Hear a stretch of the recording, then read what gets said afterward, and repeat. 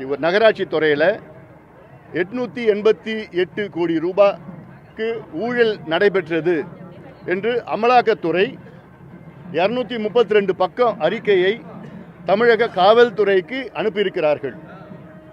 கொடுத்து இதில் விசாரியுங்கள் என்று சொல்லியிருக்கின்றார்கள்.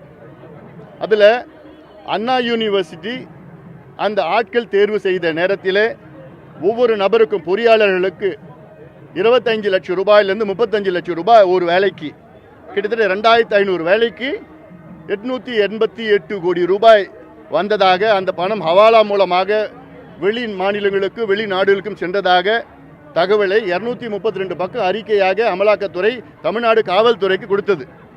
இன்னைக்கு வரைக்கும் அதில் நடவடிக்கை, எந்த நடவடிக்கை தமிழ்நாடு அரசு எடுக்கலை.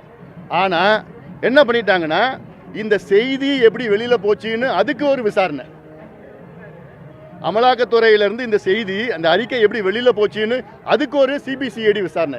எல்லாம் வெக்கக்கேடுயா. எல்லாம் தமிழ்நாடு ஆட்சியாளர்கள்லாம் வெட்கி தலையை குனியணும். அவமானமாக இருக்கு. ஊழல் நடந்ததுக்கு விசாரணை இல்லையா, அந்த ஊழல் நடந்த செய்தி வெளியில் போனதுக்கு விசாரணையா? எதுக்கே அவங்களுக்குலாம் நிர்வாகம், எதுக்கு அவங்களுக்குலாம் ஆட்சி? இவ்வளோ பெரிய ஊழல் நடந்திருக்கு, அதுக்கு விசாரணை செய்து துப்பு கிடையாது. ஆனால் அந்த செய்தி வெளியில் போனதுக்கு அதுக்கு வந்து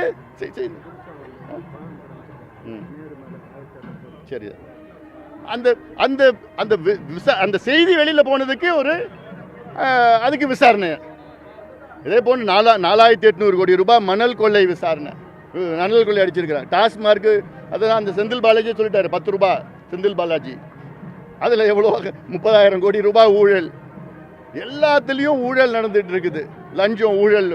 அதாவது முதலமைச்சர் ஸ்டாலின் அவர்களுக்கு என்ன நடக்குதுன்னே அவருக்கும் தெரியல. அவர் வச்சுக்கிட்டு ஏதோ ஒன்று அவங்கவுங்க கொள்ளடிச்சிட்டு இருக்கிறாங்க. நிச்சயமாக மக்கள் வந்து மிகுந்த கோபத்தில் இருக்கின்றார்கள். நானும் இந்த 100 நாள் நடைபயணத்தில் போய் பார்த்துட்டேன், மக்களுடைய மனநிலை புரிஞ்சிருக்கிறேன். நான் மிகுந்த கோபத்தில் இருக்கின்றார்கள். நிச்சயமாக அடுத்த கேள்வி இங்கே கேட்பீங்க, கூட்டணி பற்றி கேட்பீங்க. இன்னும் விரைவில் கூட்டணி, மிகப்பெரிய ஒரு மெகா கூட்டணி அமைக்கப்படும். அந்த எங்களுடைய கூட்டணி நிச்சயமாக தேர்தலில் வெற்றி பெறும். உறுதியாக திமுக படுதோல்வி அடையும் இந்த தேர்தலில்.